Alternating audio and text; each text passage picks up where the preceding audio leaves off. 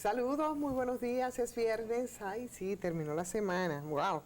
¿Y qué semana? Como todas las semanas de estos días, señores, con muchas informaciones, unas nuevas, como siempre decimos, temas que se van produciendo cada día, otras a las que se le da seguimiento, habrá que darle mucho seguimiento, ¿no? Como es el caso de Punta Catalina, vamos a hablar de algunos elementos nuevos que tenemos ahí, sobre todo concerniente a algunos de esos miembros del famoso ya comité técnico, que es la figura del fideicomitente adherente que representan ellos, ¿no? Algunos datos, porque yo creo que definitivamente la gente sería bueno que sepa, porque hablamos de 5 miembros, pero no sabemos, y decimos, bueno, tienen vínculos, pero con nombres, apellidos y con algunos background, para que podamos entender por dónde habrían algunas pifias o la intención.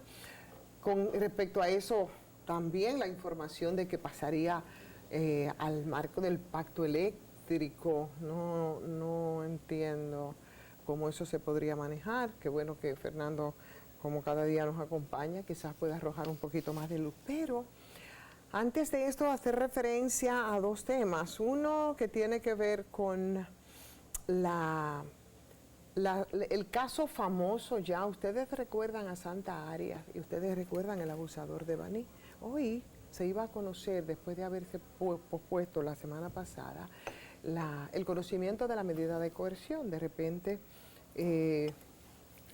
se ha producido el perdón, ya no va a dar seguimiento en términos jurídicos a este caso. Y las redes sociales han estado, diciendo cualquier cantidad de cosas que se le puede ocurrir a la gente, que sin el rigor que implica decir, en muchos casos muchas sandeces, en las redes sociales. La señora Santa Arias, que por cierto hay que decir que aparece no firmando ese, Fernando, ¿cómo se dice en este caso? Cuando ya ella no va a hacer la acusación, ¿cuál es el término? La querella. La querella, ¿verdad? Ella la va desestimando. Está desestimando. Exactamente, ese es el término jurídico, desestimando. Dice, firma la desestimación, que no es firmándola, simplemente está plasmando sus huellas dactilares, que es lo que ocurre cuando una persona no sabe escribir normalmente, ¿no? Entonces, la revictimización de Santa Arias, por muchas razones, a mí me encantaría contigo verlo. No desde el punto de vista jurídico, porque ni tú ni yo somos abogados de lo que procede o no, o si es un derecho o no, o que si eso implica que igual se va a conocer la medida de coerción, que parece que sí, o si puede el Ministerio de la Mujer, que la llevó a una casa de acogida porque se sentía amenazada, protegida por un mes, o si ella pudo haber, o su familia, como se ha sugerido, también haber recibido, ¿verdad?, algún dinero para que esto no ocurra con una persona que evidentemente, además de muy violenta y de que obviamente no ha de ser solo la primera santa agredida por este abusador. Más allá de eso, señor, yo pienso que ha sido, además de la revictimización, una bofetada doble a las mujeres, a la ignorancia, a la pobreza. Y yo creo que de esa perspectiva sería interesante, Fernando, ver el caso de Santa Arias para los que se han ufanado y han dicho cualquier cantidad de cosas a través de las redes sociales en este caso. Me gustaría hacer esa reflexión contigo respecto de este caso. Además de aprovechar la entrada para saludarte de nuevo ahora en el programa. Me parece que es muy importante para la gente ahora. Además de esas cosas que tú dices, yo quiero introducir algo que ya en el final, porque este fin de semana concluye el primer mes del año, ¿no? Sí, claro. Esta es la última semana del primer mes del año y el domingo cierra enero. Y plantear la necesidad de que pensemos en una fecha. Y esa fecha es el 27 de febrero, donde habrá un discurso presidencial. Que es Día de la Independencia, 1844. Es la conmemoración del nacimiento de la República. Exacto, 44. De 22. aquella epopeya de los trinitarios con Duarte a la cabeza.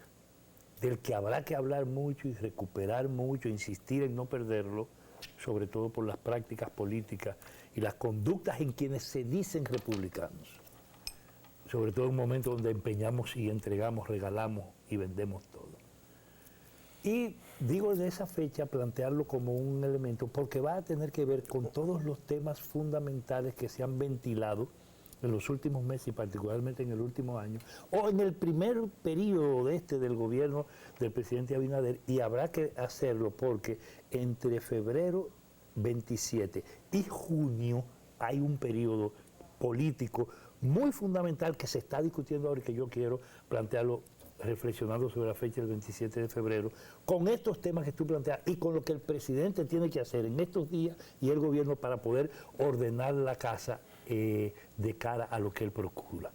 Y a un país que está probablemente a las puertas de conflictos. Eso lo podemos ver, perfectamente lo podemos ver, pero ponía sobre ahí en la mesa un tema que decía que quería reflexionar contigo a partir de la misma situación que me parece que es importante, Fernando, y claro, tú eres politólogo, pero además eres un estudioso de la situación de las mujeres, además un abanderado, por eso me atrevo a hacer una mirada diferente a la que se han hecho en las redes e incluso en algunos medios de comunicación contigo, tomando como referencia el caso de Santa Arias, tomando como referencia el caso de un abuso más y violencia más de género, ¿no?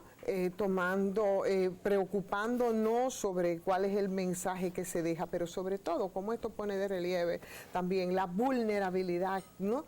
En este caso de mujeres, pero también, sobre todo de las mujeres, con este atropello, que yo creo que por partida doble, y que no sé qué es más fuerte. Vaya, haciendo una comparación con una persona que hacía un comentario, vaya, pero una cachetada que salió fue un muy buen negocio, porque pudo entonces por esa cachetada recibir una buena cantidad de dinero. No, una cachetada física que no se compara con el hecho de que Santa Arias haya tenido que plasmar sus huellas dactilares, y esa sí es una gran violencia, una violencia que viene entonces de quien debe de protegerla, una violencia que viene del Estado, que es que negarle por muchas razones, y es así, la posibilidad de educarse y probablemente por haberle negado la posibilidad de educarse, entonces terminó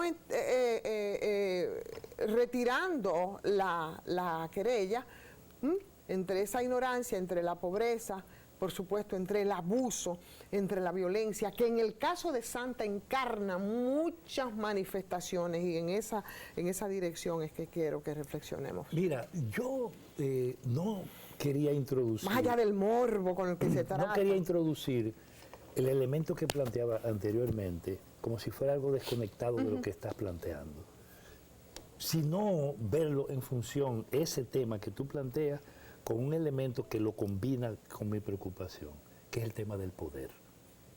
Y plantear el tema del poder porque ya en la justicia moderna, en el derecho moderno, aquello de que a confesión de parte, relevo de prueba, no es un elemento concluyente para poder examinar culpabilidades y responsabilidades.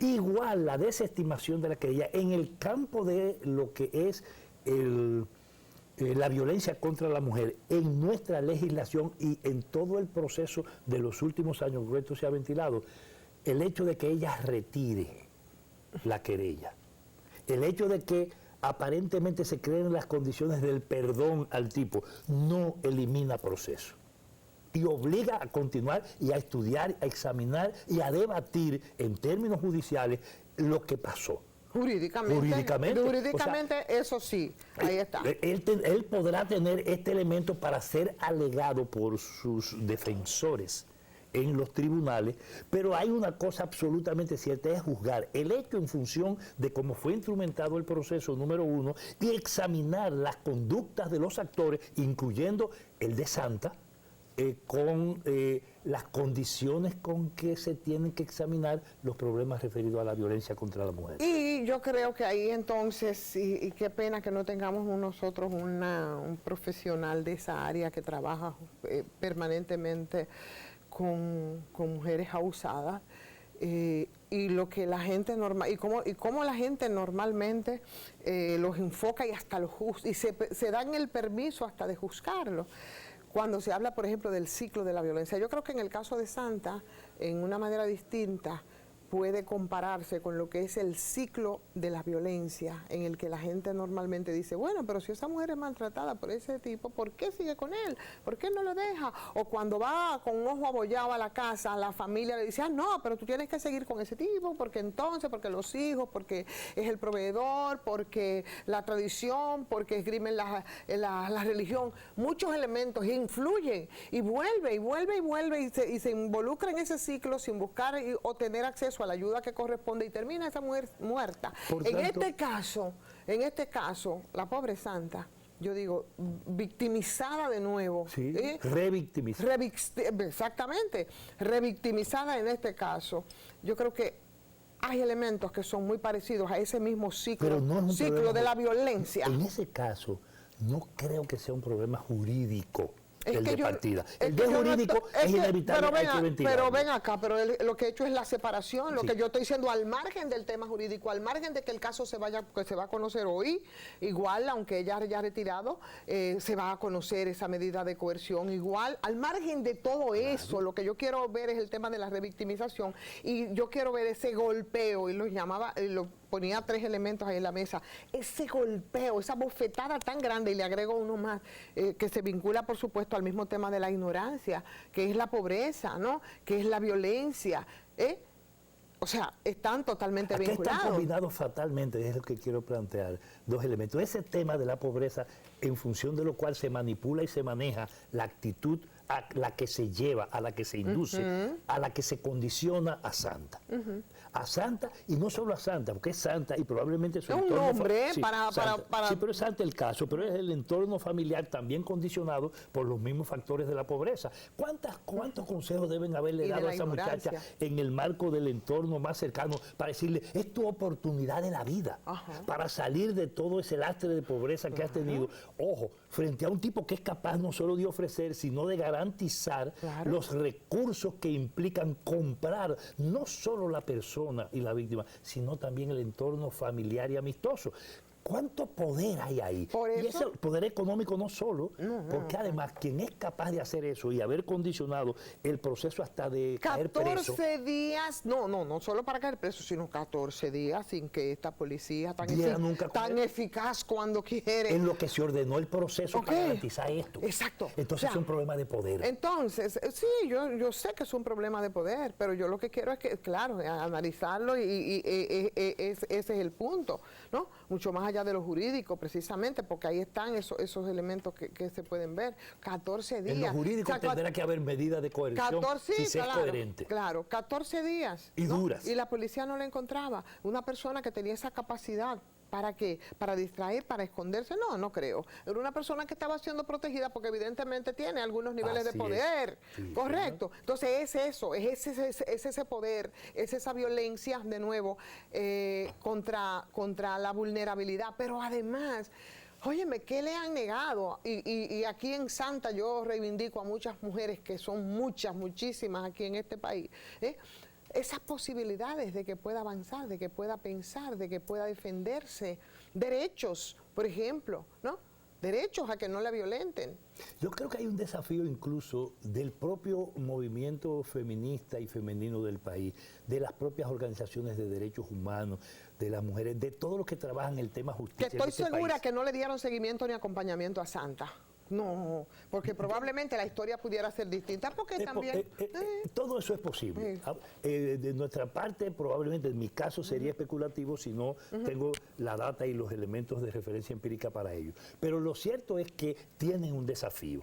Y ese desafío creo que tendría muchísimo más valor, más allá de la especulación que yo mismo pueda hacer sobre el asunto, para poner las cosas en blanco y negro. Hay una obligación y una responsabilidad de que ese movimiento y de que esta sociedad entera, tú, yo, todo el mundo, cada ciudadano, entienda que ahora también vamos a probar la capacidad de la justicia para ponerse por encima de los condicionantes que se le imponen y a las que se le lleva. Como en este caso, ¿cómo se condicionó? Desde un principio se dijo, no es violencia de género. Y, sí, claro, ahí empezó el asunto. Por ahí comenzó con un discurso, no es violencia de género, pero ¿qué? La protección del tipo comenzó, del abusador saso comenzó justamente ahí. Y comenzó cuando la misma familia empezó a decir, pero bueno, el Ministerio de la Mujer, que estaba protegiéndola, acogiéndola porque se sentía amenazada, la tiene secuestrada. ¿Entiendes? O sea, explícame. Sí, sí. Entonces, ese fenómeno, yo insisto, es la combinación fatal del tema pobreza del lado de la víctima, revictimizada, de la revíctima, y pobreza en todos los niveles, pobreza material. Pobreza material. Sí, claro. Sería interesante, por ejemplo. Santa es analfabeta, sí. Santa no podía firmar, y eso no tiene nombre. Y saltarle ahí a la cuasi opulencia aparente. No, pero además. Porque seguro que está la oferta. Pero ese es el primer elemento de violencia que ese nadie lo va a llevar a los tribunales. Ese es ese elemento de violencia contra Santa y contra las tantas santas que aquí, a pesar de todos los programas, de todas las inversiones, Santa no sabe escribir. ¿Tú te imaginas? Entonces, para mí eso es grave, para mí esa es la mayor violencia, es una violencia que viene desde quienes, en nombre de esta democracia, de lo que tanto defendemos, democracia, de qué, ¿verdad? Ahí no se le garantiza. Ahí no se necesita, es más, un solo abogado, a mi juicio. Ahí se necesitan, por ejemplo, personales de la psicología social. Así es. Psicólogas y psicólogos. Se necesitan. Yo no estoy hablando que busquen un psicóloga feminista, no. Psicólogos normales. Terapeutas que lidian con todo eso. Con ese tema. Para examinar por qué la conducta de ella. Incluso sería una barbaridad que las autoridades judiciales competentes y relacionadas al caso terminaron sencillamente despachando eso con tecnicismo y con formulismo que nada tienen que ver con el examen real de lo que lleva a ese desdecirse para garantizar otras cosas. Y esos, los psicólogos y los investigadores sociales que tratan ese tipo de temas familiares, individuales, de conducta ciudadana, son importantísimos. ¿Quién tiene que garantizarnos a nosotros los individuos, las almas que habitamos este país democrático? Eso sí, lo reivindicamos y hasta de que lo cuidamos. Esos derechos fundamentales que son el marco de esas democracias. ¿Cuántos consejos deben haberle dicho para decir, oye, no seas pendeja? Óyeme, que son el derecho a la educación, a la salud, a un techo, ¿verdad, Fernando? Fundamentalmente. ¿Quiénes tienen que garantizarnos a nosotros eso? No, pero yo te lo pregunto, ¿quiénes no lo tienen que garantizar? No, es un problema del Estado, de la política pública, entonces, de las autoridades, del poder. La primera violencia que aquí se pone de manifiesto es la violencia de Estado y la violencia de poder. Que se expresa a través de una supuesta incapacidad. De ahí para allá, pues todo lo que usted quiera. Para agarrar preso a un bandido que todo el mundo sabía. No, para negarle a Santa la posibilidad de educarse. Para negarle a Santa la posibilidad de educarse. Está asociado al tema de la pobreza, pero yo digo, para que sea fáctico, ¿quién pasa balance y quién toma medidas frente al hecho consumado, o sea, no nos educamos y la impunidad con que se manejó tipo durante un rato, y además la impunidad que se quiere revertir ahora probablemente de jugadas de tipo jurídico legal, Fernando, para soltar a un bandido violento que anda en la calle y que va a reproducir eso? Y además va a potenciar y a multiplicar el fenómeno en la conducta de otros. Fernando, pero una cosa ¿somos pobres porque no nos educamos o no nos educan porque somos pobres? Vamos a ver. Lo primero, que no somos pobres, nos han empobrecido. Bueno, perfecto. Bueno, vinculado a la pobreza, está bien, pero nos han empobrecido, pero entonces, empobrecidos o no, es pobreza. Por la responsabilidad de alguien que además le dan legitimidad y legalidad. Pero somos pobres porque no nos educan por pobres o la pobreza es porque no nos educan. Vamos. Las dos cosas se dan y se combinan, las dos. Porque yo quiero, y te estoy llevando, porque yo quiero enfocarme ahí, yo me quiero enfocar en la violencia de Estado. Es que la violencia de Estado es el fenómeno que crea el medio de cultivo para que eso se dé. Y esa violencia de Estado, la pobreza es el resultado de un estado de violencia, de una relación desigual donde un grupito acaba con los demás. Así de sencillo para empezar. Y eso lo han ordenado de mil maneras y a eso le han buscado un marco jurídico, porque la pobreza te la convierte en ilegal. Es más, nos convencen a través de sistemas educativos, de propaganda y de publicidad en la que invierten todo el dinero del mundo, que nosotros somos culpables por no tener inteligencia de ser pobres. Por eso insisto, ¿cuántos consejos le llevaron a la familia, al entorno, a ella que solamente puede poner las huellas dactilares para decir no seas pendeja? Bueno, claro, por eso te ponía el ejemplo con el ciclo mismo de la violencia. Aquí la mayoría de las mujeres, cuando tienen que zafarse después de recibir con violencia que ellas entienden como como normal en muchos casos, que no la pueden identificar ni el agresor ni la agredida, pero cuando ya sí lo identifica, que cuando le dan un trancazo, que es la antesala para matarlas después, normalmente las mujeres por la pobreza van y se refugian a su familia. Los mismos responsables de llevar a la familia, al papá y a la mamá, a decirle: usted fue que lo eligió, usted fue que se metió con él. Pero no solo, eso es en un caso, en los otros casos. En el proceso de educación. En el otro caso, entonces le dicen: no, pero tú tienes que volver, porque ese es el papá de tus hijos, porque es el que provee a tus hijos, Y la mujer... Es verdad que eso pasó, pero no pierdas esa oportunidad. Exacto, y además tú no puedes, pero no solo eso. Y después que la matan, entonces los muchachitos también, que son víctimas por muchas vías, oye, van a reproducir los mismos patrones y a vivir a consecuencia de ellos. Escúchame, no es que no solamente que lo van a reproducir, que efectivamente va a ser así, sino que también esos muchachitos van a ser responsabilizados, igual que responsabilizan a la mamá, porque a la mamá la mataron porque la familia es un elemento, no estoy diciendo que solo por eso. Entiende que no, que tú tienes que asumir la responsabilidad, que es ponerte ahí en la boca del lobo para que te maten. Y después, cuando eso ocurre y el papá probablemente se suicida o a lo mejor va a la cárcel, y la mamá ya está muerta, entonces los muchachitos los rebotan como pelota, porque la familia ve en ellos unos responsables de esa situación. O sea, es así, es un círculo. Y el Estado ni actúa, ni ofrece alternativas, ni siquiera para darnos estadísticas claras de esas situaciones. Así es. Entonces, hay un fenómeno que se da donde este sistema responsable de esto, este ordenamiento responsable de eso, quienes lo conducen responsable de esto, van llevando a constituir en herramientas y en instrumentos para reproducir y multiplicar eso a la familia, al entorno y a las ya víctimas, hijos y las propias mujeres. Es un desafío completo. Lo que se está ventilando en este caso no es simple y llanamente un problema técnico de que hubo una galleta y hubo un preso y un tipo que si dejó lesiones permanentes y que entonces por tanto la coerción, pero claro que sí. Todo eso es pura elementos insignificantes para mantener una realidad y potenciarla. Este estado es un estado de violencia. Pero claro. Esta sociedad es una sociedad de violencia. Y esa sociedad de violencia tiene nombres y apellidos. Y algunos no lo quieren poner, porque les están buscando siempre un remiendo y pasarle un paño con pasta a una realidad que no puede ser ocultada, ni siquiera poniendo a las víctimas a decir que no lo son. Y eso es lo que se produce a través de las redes sociales, que funcionan como si fuera un país distinto o paralelo, también desde la misma ignorancia. Fernando, vamos a la pausa. Venimos entonces con otros temas.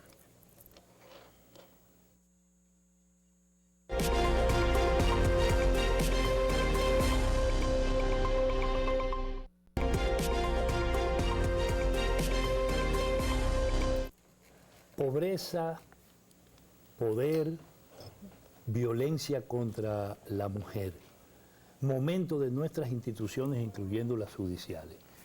Discusión del tema del feminicidio. Aplazamiento aparente de la discusión de los graves problemas que tienen que ver con la expansión de la explotación minera en la zona de Monte Plata y todo el tema de Barrigol. La coincidencia de que un grupo de diputados ha dicho que ni se leyó el contrato de fideicomiso, igualito que no se leyó el contrato de Barrigol. Claro. Y que sin embargo eso fue aprobado sumariamente y enviado a última hora prácticamente al cerrar la legislatura al Senado de la República. Que no es por casualidad, perdóname Fernando, hay que detenerse. Porque no es por casualidad de que no lo leímos, no, eso tiene razones, que no es solamente por dejadez, por pereza, porque, no. Ahí también hay problemas jurídicos, hay problemas legales, problemas hay líneas que se bajan de los mismos partidos, por hay supuesto. Intereses en juego, roles de actores que tienen que ser descubiertos y uno los encuentra en el caso anterior, que parecería como que no tiene nada que ver con la actualidad política del país, porque es un hecho que parece de delito común o de violencia ordinaria, el caso de Santa, vimos y descubrimos y ponemos en evidencia que hay un problema de poder. En este caso, al mismo tiempo hay un problema de poder, y esto también tiene, así como tiene el nombre de Santa y el nombre del abusador en aquel caso, aquí nosotros encontramos nombres ubicado en el comité técnico del fideicomiso, en la conducción de nuestras cámaras legislativas y particularmente de la Cámara de Diputados, en los dueños de los negocios eléctricos y en los funcionarios públicos. Una coincidencia común que mezcla de manera casi fatal o infernal poder, roles de los grupos que determinan las cosas y una situación a la que tendrá que referirse el presidente de la República y que por tanto hay que descartar, enviar cosas para después para que no lleguen a ser un problema a alguien que está tratando de elevar la preferencia, de elevar en los niveles de aceptación en momentos en que nadie niega que hay un proceso también de declinación de cosas. Entonces, yo creo que cuando hablamos... Yo quería ahí justo ver cómo... ¿Cómo tú ves eso? No para yo entrevistarte, porque los periodistas son imposibles de entrevistar, pero sí de cómo tú lo piensas. Aquí nosotros no hemos entrevistado, bueno, como lo pienso, yo lo he dicho 1000 veces y lo acabo de decir. Nosotros no entrevistamos a gente, aquí con la gente conversamos, ¿no? Y cuando hablabas, por ejemplo, de todos esos, hablábamos, en principio, cuando hablaba del caso del fideicomiso y hablaba de elementos que se mencionan y como un poco desglosamos ese primer tema, para precisamente, claro que sí, vincular y dejar claro de dónde que vienen los mayores niveles de violencia en este caso. Y es para que la gente pueda entender, porque a la gente se le envuelve en muchas palabras y se quedan un poco en el limbo. Aquí hemos hablado, te decía, de un comité técnico que parece ha sido el nudo gordiano, cuando no, lo que estamos discutiendo es la figura del fideicomiso como tal, que sí pudiera discutirse, porque si partimos de la premisa de lo que ha pasado, por ejemplo, con México, que ha circulado mucho esto, que es un problema tanto que obligó la intervención incluso del presidente Manuel López Obrador, porque como eso sangra los recursos públicos, ¿no? El ingreso, el dinero, las finanzas. Y aquí hemos hablado, vaya, eso se oye muy así, muy enredado para la gente fideicomitente adherente, que es nada más todos los poderes, libérrimo que se le da a una comisión técnica que es la que estaría ahí con todos también los mismos poderes. Ahora, ¿cuál es el problema? ¿Quién es que conforma esa comisión con nombres y apellidos y por qué se cuestiona? ¿A quiénes se deben? ¿A quiénes se deben? Pero sobre todo a quiénes se cuestionan. Hay uno de los nombres que es el que más se escucha, por ejemplo, el de Celso Marrancini, que es parte de eso. ¿Por qué ese más se menciona? Bueno, porque fue administrador de la CDE, pero además... es parte del sector eléctrico en términos empresariales. Empresariales, pero no solo eso, sino que en su paso por el Estado fue la persona que más contribuyó a aumentar el subsidio eléctrico, que lo elevó en 1.500 millones. No dio nunca más por encima de Celso Marrancini. Nadie elevó más que él. Más que él. Por ejemplo, el tema del subsidio eléctrico, que cuando Leonel privatizó estaba en 205 millones, ¿tú recuerdas? Sí. Que igual se utilizaba para hacer las mismas diabluras que se han hecho. Los mismos procedimientos. Entonces, esos nombres, es una persona vinculada al negocio, es una persona que cumplió funciones públicas, pero ¿cuáles nombres más conforman ese comité técnico y por qué no esa mirada de la gente y ese rechazo a esto? Y sobre todo, ¿cuáles son esos nombres y apellidos? ¿Cuál fue su aporte a la transparencia en el problema de licitaciones, de contratos, de entrega? ¿Cuál fue su conducta frente a eso? Entonces, ¿cuáles son los otros nombres que están ahí también vinculados? Son vinculados al sector empresarial y también al eléctrico. Bueno, ese era Celso. Al tema eléctrico. Estamos hablando de Celso, que yo digo que es el que más ha ido y venido, precisamente porque en algún momento fue administrador. Es más empresario. Es más empresario y además, no solo porque es más cara de empresario, sino porque también cumplió funciones públicas importantes como dirigir la CDE en su momento y además tener el haber, por supuesto, de ser quien más elevó el subsidio. Y de eso no es de lo que se trata, en una buena gestión, a menos que, bueno, tú no antepongas quizás otras cosas por encima de lo que es estatal o de lo que es colectivo, ¿no? Pero hay otros nombres que es importante que la gente lo pueda... son periodos donde se han invertido cientos y cientos y cientos de millones de dólares y euros para bajar el subsidio. Vinculado entonces al tema de la generación eléctrica. ¿Ese es el negocio de Celso Marrancini o no? Sí, así es. Entonces hay otros que están vinculados a la distribución de la energía eléctrica. Y los que están vinculados a la distribución son gente... Desde lo privado. Sí, pero son una parte de ellos... Y cumplen funciones importantes también ahora. Es más, así como el roboducto, o sea, la energía que no se paga pero que se cobra, que no se cobra pero que se paga. El tema de las EDE ha estado justamente... Que no se cobra pero que se paga, lo que no sabemos es quién es por dónde que la cobran. Sí, no se cobra no se factura. No se factura, Eso. pero se paga a quienes la generan. Exacto. Y se le paga incluso cuando hay retraso para el pago, esa deuda hasta con interés. O sea, que lo que no se factura eso es lo peor. Sí, pero eso es el 33% y a eso le podemos bajar el 12, hasta el 15% de pérdidas técnicas. Lo que significa que la que se factura es la que se factura y se paga, ¿no? La que se factura es la que más se paga, que son las de los pobres. Pero además se pagan el 97% según dicen ellos. Para mismos. los que viven hablando a osadas diciendo que los pobres no pagan la energía eléctrica, esos son los que pagan. Mientras el 33% que ustedes no facturan, pero que se la pagan a los generadores, Exacto. alguien se la queda porque la energía no se guarda, ni se presta, ni se empeña. Ella transmite. Sencillamente. Fluye. Y se usa. Claro. Entonces, eso es un gran negocio. Eso es más grande que que la EDE más grande, que es, ¿tú sabes cuál? EDESUR. Entonces, otro de los miembros que es de ese comité técnico, ese es su negocio. Así es. ¿Y cuál es ese? Es su negocio, el de la distribución. ¿Cuál es ese? Georgie Reynoso. Y no es malo, pero yo no estoy... Usted tiene derecho a tener el negocio que usted quiera. Claro. Ahora, él y sus socios que terminan en el CONEP. En el CONEP terminan los que trabajan justamente en eso. Claro. Nombres y apellidos, hombres y mujeres, no importa. Hombres o mujeres, no importa, son parte justamente de ese negocio. Pero además, ojo, son gente que tienen funciones públicas. Porque en el caso de Georgie tiene funciones públicas. Él no es, él es parte de las, ¿cómo es? De la sede unificada, ¿no? Y es del Consejo, miembro del Consejo Unificado de las Sedes. Justamente, ahí está el ratón cuidando el queso. No, el comité completo es el ratón cuidando el queso. Sí, para el sector eléctrico. Exacto. Yo estoy diciendo en el caso de las sedes. Exacto, entonces buscar el background. Pero hay otro con un apellido medio extraño. Ajá. ¿Cuál es, Fernando? Atis, ¿no? Ajá. ¿A qué se vincula? Al que aglutina los generadores. No. Ese es el del este. Ajá. A veces es González Bunte. No, pero ese no está. No. Ese no está. No, él no está. No, él no está. Pero los que Rolando González Bunce. Pero los que tienen articulación a sus negocios, sí. Exacto. Bueno, pero él andaba con el presidente para España. Que es bueno que son generadores privados, dueños de medio mundo. Pero él andaba para España, ¿no? Sí. Y él, yo no sé. Él es de Fitur. Él es turista. Bueno, él trabaja en el este. Bueno, no, lo que pasa es, Fernando, que tú sabes que ahí se estaba buscando también inversión. Bueno, se aprovechan eso. Porque claro. Pero él es un buscador de inversiones. Para el Estado, para el país. Aunque él sea de nacionalidad, aunque no sea dominicano.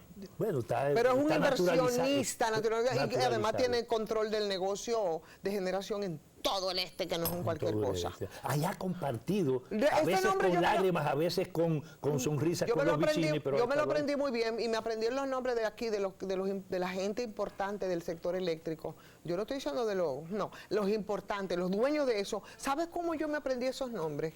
Sí, claro, y ese nunca se me olvidó así, porque será porque me sonaba tan bonito, González Bunster, cuando los expedientes de estafa de Jaime y Egitado. Ahí estaban todos. Pero claro que sí, tú los encuentras. Eso es como cuando tú vas a buscar culpables. Cuando tú vas a culpables de la desgracia del país, tienes que ir a la Junta Monetaria. Exacto. Y lo busca por apellido. Yo tengo sus expedientes, entonces ahí tú los revisas. Ahí estaban todos debieron ir a explicar, pero ninguno fue. Ninguno pasa por ahí. Ninguno fue porque Danilo se encargó de que eso no pasara. ¿Sabes por qué? Por lo mismo que la cabeza visible en el gobierno del Grupo Vicini ni siquiera he llamado para que vaya a declarar a la justicia. Yo no me canso de preguntar qué fue lo que pasó con el expediente de Itabo, porque el de Jaina supimos qué pasó, hasta ganamos. ¿Y el de este? No, el de Itabo, porque eran dos. También, vale. Jaina y Itabo eran. Jaina y Itabo. ¿Qué pasó? ¿Cómo, señores, mira, eso yo te digo, ¿qué negociaron? ¿Cómo hicieron? ¿Tú recuerdas cuando salió el tema de Fomper? Porque tuvieron que cuando salió el tema de Fomper, claro, que había un dinerito que estaba asociado al tema del sector eléctrico y en el que salió a relucir hasta el sindicato de trabajadores de Falcon Bridge, su trafado. Pero su trafado. Miles de millones con de el pesos. tema del carbón, ¿era? Del carbón. ¿Era del carbón? No, sí. Estamos hablando de lo de Fomper. De Glencore Internacional. ¿Te acuerdas? La empresa que jugaron con todo eso. Que era la empresa que... Claro que sí. Hasta el RNC de ese sindicato. Pero claro que sí, que proveían el carbón. Entonces, proveedores, claro. Entonces, Glencore Internacional, así se llama.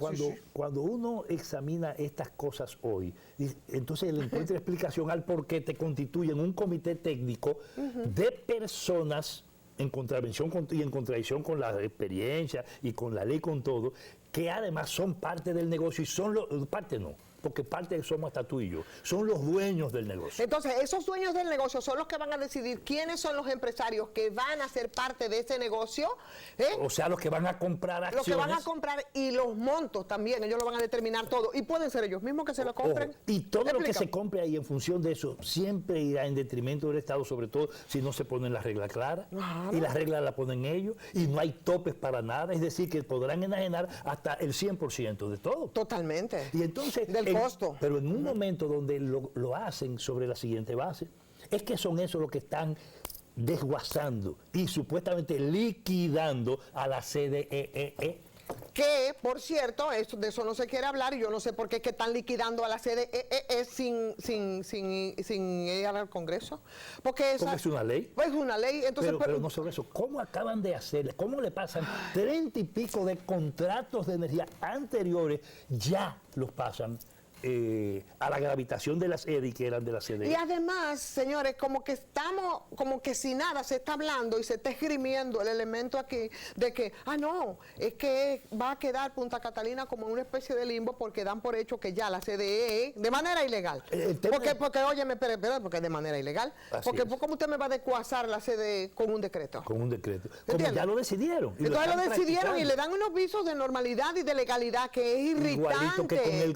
Igualito que con esto, lo que se quiere es liberar de culpas y responsabilidades, poniéndole ya un número sin haber hecho una auditoría a Punta Catalina para quitarle de encima a esos grupos de poder y a los funcionarios y ladrones que robaron el dinero de Punta Catalina en el pasado gobierno y vinculados incluso a otros gobiernos, incluyendo este. Entonces, a mí le van a quitar toda culpa con eso, con ese... Óyeme, pero tú te puedes imaginar que tú te encuentras... Oye, la verdad yo digo que es un atrevimiento, por ejemplo, de gente del PLD está hablando de transparencia, pero ellos lo están reivindicando. Así, y se están creyendo porque son atrevidos. Tú me excusas, eso es parte del acuerdo político para la nueva impunidad. Bueno, yo no sé si hay acuerdo político para la nueva impunidad. Yo lo que sí sé... Sí, pero hay un proceso evidente. Yo sí sé, lo que yo sí sé, señores, que ya ahorita a la gente se le olvida que Punta Catalina fue una hechura de la pasada administración con todos los vicios del mundo. Año pasado, y óyeme, y yo creo que nosotros tenemos que repetir mucho en estos días que Catalina es un cuerpo de delito. Pero una pregunta. Lo es. Una pregunta. El año pasado, el 16 de agosto del año pasado, todo el mundo esperaba que el presidente de la República se refiriera a una serie de temas. Y uno de ellos, de esos temas clave, está asociado a esto. Óyeme, ¿por qué no habló en aquel momento? Porque ese era un problema disque de la justicia. Ahora, pero su posición, la opinión, ¿cuál es? Mira, ¿tú sabes cuál fue la posición? Terminar bajo un nuevo endoso y bajo una nueva forma, entregando a Punta Catalina. Ahora, dime, ¿qué hacemos? Cerrando el expediente. ¿Qué hacemos con ese expediente? ¿Y qué hacemos con ese fideicomiso y demás? ¿Qué vamos a hacer con eso ahora en el pacto eléctrico, en el CES? ¿Qué va a hacer ese CES, además, que es un pacto que el propio presidente reconoció que eso tenía, o sea, eran parches? Cuando toca a los grupos de poder. ¿Qué capacidad? Porque lo que se supone que eso es para diseñar las políticas que tienen que ver con el sector. Entonces, antes de salir y enviar ese contrato al Congreso, ahí fue que debió entonces discutirse ahí en el marco del pacto. Cuando toca a los grupos de poder, poder político de momento, temporal, o poder político y poder económico permanente. Cuando toca a esos niveles, de las cuestiones se sale rápido y se difieren. Aquí se difirieron al final de la jornada y se dejó a los años a ver qué pasaba lo de Bahía de las Águilas. Lo de... óyeme bien, lo del contrabando de oro de Barrigol. Así es. Es un contrabando. Sí. El problema de es un contrabando, pero nosotros así como nosotros no sabemos qué costó Punta Catalina, no, a menos que, vuelvo y repito, ellos no estén apoyándose en la auditoría maquillada de los delincuentes pasados, que yo no lo estoy diciendo, ellos mismos lo admitieron. Que era la Cámara de Cuentas, no, ellos lo admitieron cuando dijeron que ellos iban y le hacían el levantamiento y después entonces ellos lo maquillaban porque, bueno, esa era la orden. Entonces, Dime, ¿es ahí que nos estamos apoyando? Igualito que nos apoyamos, no solo en los casos señalados, sino en otros temas de mucha trascendencia y que tienen que ver con la cuestión de la impunidad y que tienen que ver con responsabilidad directa de personas, incluso de funcionarios de este mismo gobierno. De eso una cosa se saca con la otra y se sigue manejando la misma lógica con que se manejó hasta que se le agotó el asunto el propio PLD, que ahora encuentra en la conducta del gobierno y en la actitud que asume, ¿sabes qué? Garantías de que no van a ser, de que pueden ser no procesados. Pero nosotros no vamos a seguir hablando de eso porque para eso, señores, ya la policía decidió que Palavé se iba de su fila por el robo de las granceras. Y ahora también con la destitución de Palavé creen que no van a esconder los desgraciados que están detrás del negocio. De eso.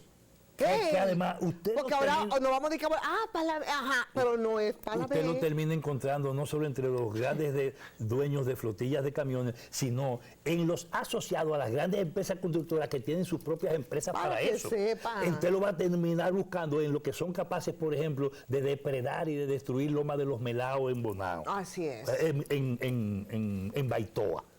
Con los que son capaces de hacer lo que se ha hecho en San Cristóbal, o en Villa Altagracia, o en San Pedro de Macorís, los que han hecho la destrucción total Fernando, de este país. Hoy es viernes, vamos a bajarle.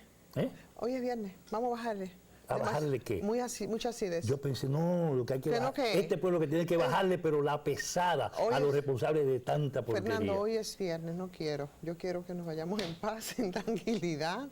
Y de verdad, muy lamentable lo del padre Moncho, un trabajador social tremendo, que teníamos que referirlo, qué pena, de verdad. ¿Cuántos golpes sucesivos? Sí, muchos golpes. Días, Entonces, y ese del padre Moncho, yo estaba viendo su último discurso de calle, justamente en la marcha verde. En la marcha verde de San Francisco de Macorís, donde él trazó el tono de lo que otros cobran ahora para seguir garantizando hasta la nueva impunidad. No, yo me voy porque yo me quiero ir en paz y tranquila, pero Fernando se está otra vez. No, señores, tengan un buen fin de semana. Pero gloria eterna al padre Moncho. Así es, definitivamente. Aprendan del padre Moncho. Se murió el padre Agripino y se murió Agripino Núñez y se murió el padre Moncho. Pero la muerte puede tener el significado que dicen los chinos, menos que una pluma, más. ¿Quiénes van a llorar al padre Moncho y quiénes lloran a Agripino? Así es. Son diferentes. Señores, nos vemos el lunes.